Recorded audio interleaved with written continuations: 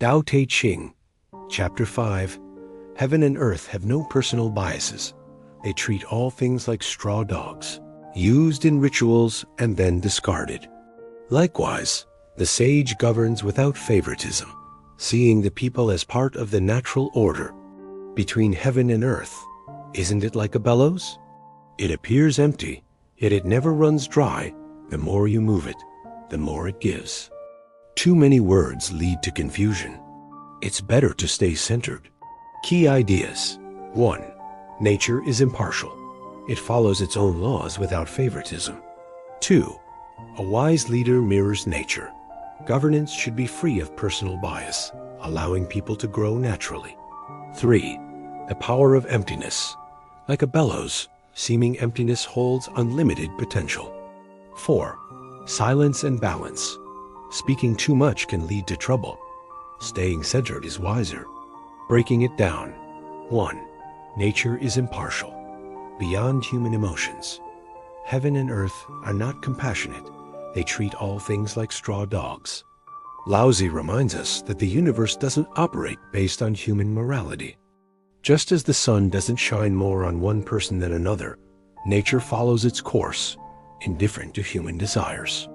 In ancient rituals, straw dogs were crafted for ceremonies and later discarded, just as all things in life rise and fall. This teaches us to accept impermanence instead of resisting it. Life's ups and downs are part of the natural cycle, and true peace comes from embracing this reality rather than fighting it. 2. The sage's wisdom, leading without bias. The sage is not compassionate. He treats the people like straw dogs. This isn't about being cold or ruthless, but about leading without personal attachment. Just as nature doesn't interfere unnecessarily, a wise leader doesn't micromanage, but allows people to flourish on their own.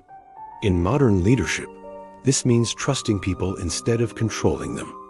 Overmanagement often stifles creativity, while good leadership provides the right conditions for natural growth. This is the philosophy behind empowerment, decentralized decision-making, and self-organizing teams. 3.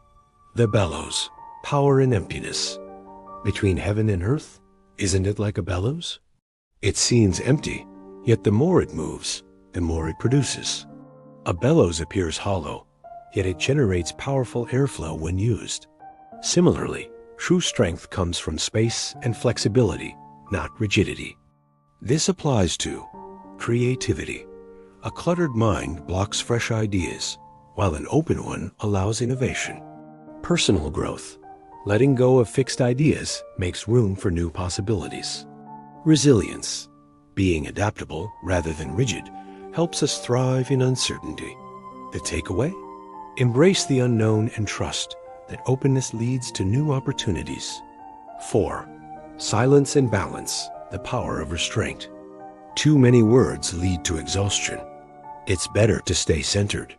Talking excessively often leads to confusion rather than clarity.